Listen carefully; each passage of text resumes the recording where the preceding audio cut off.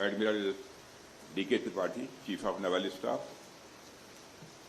very dynamic and well-performing Member of Parliament, Sri C.M. Ramesh, Vice Admiral Rajesh Pendharkar, Yafoshish in Sea, Eastern Naval Command, Admiral V.S. Shekhawat and Admiral Sunil Lamba, former Chiefs of the Naval Staff, Vice Admiral R. Swaminathan, Controller of Warship Production and Acquisition, Commodore P.R. Hari, retired CMD, Gordon Reach Shipbuilders and Engineers Limited, Captain Jagmohan, retired CMD, Mazgaon Dock Shipbuilders Limited, Captain Vikas Sood, Commanding Officer, Designate INS Udaigiri, Captain Robin Chakrabarti, Commanding Officer, Designate INS Himgiri, defence ministry और Indian navy के सारे officials, media के मित्रों,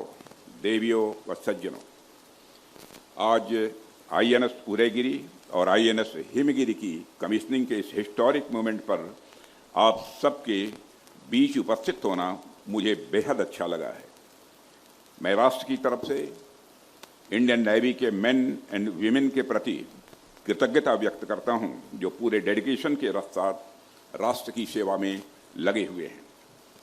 मैं Indian navy के officers तथा soldiers को, Mazagon dock shipbuilders limited को, गॉर्डन रीच शिप बिल्डर्स एवं इंजीनियर्स को और सभी देशवासियों को बहुत बहुत बधाई और हार्दिक शुभकामनाएं देता हूं। आईएनएस उदयगिरी और आईएनएस हिमगिरी की कमीशनिंग आत्मनिर्भर भारत के सपने की एक साकार होती तस्वीर है। साथ ही हमारे विजन और कमिटमेंट का भी मैं मानता हूं कि यह प्रमाण है। मैं इंडियन नेवी को इस अवसर पर और विशेष बधाई देता हूं। आईएनएस उदयगिरी और आईएनएस हिमगिरी के शामिल होने से हमारी नेवी की स्ट्रेंथ, उसकी रीच और उसकी रेजिलियंस में भारी बढ़ोतरी होगी, ऐसा मेरा विश्वास है। मैं पूरे विश्वास के साथ कह सकता हूं कि दोनों वारशिप्स राष्ट्र की सुरक्षा के क्षेत्र में एक मील का पत्थर साबित होंगी। साथियों, आज इस हिस्टोरिक मोमेंट पर मुझे फिर सिटी ऑफ डेस्टिनी विशाखापट्टनम आने का अवसर प्राप्त हुआ है। विशाखापट्टनम से मेरा हमेशा एक खास जुड़ाव रहा है।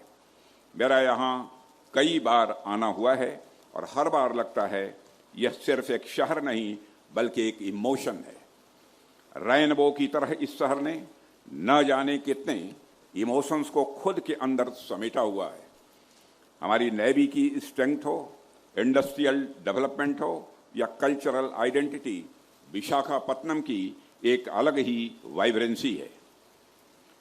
देवियों और सज्जनों, अभी कुछ ही माह पहले योग दिवस के अवसर पर हमारे प्रधानमंत्री जी का भी आगमन यहाँ हुआ था।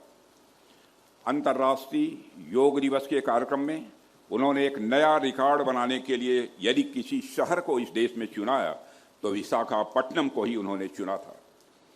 जब भी व्यक्ति जीवन में कोई बड़ा और नया करना चाहता है तो ऐसे ही स्ट्रेटेजिक और सांस्कृतिक रूप से मजबूत स्थानों का ही चुनाव करता है। उसी तरह आज हम यहाँ सैन्य क्षेत्र में भी एक नया रिकॉर्ड कायम कर रहे हैं। आज विशाखापट्टनम में आईएनएस उदयगिरी, आईएनएस हिमगिरी की जो यात्रा शुरू हो रही है वो भारत के गौरव की यात्रा है, कोई सामान्य यात्रा नहीं है। यह कमीशनिंग सबके लिए गौरव का विषय है। साथियों, यदि मैं आईएनएस उदयगिरी और आईएनएस हिमगिरी की बात करूं तो इन वारशिप्स के नाम भी अपने आप में इंस्पिरेशन हैं। उदयगिरी जो सूर्योदय का प्रतीक है, हमें यह याद दिलाता है कि हर नई सुबह नई ऊर्जा, नई चुनौतियों और नए अवसर लेकर आती है।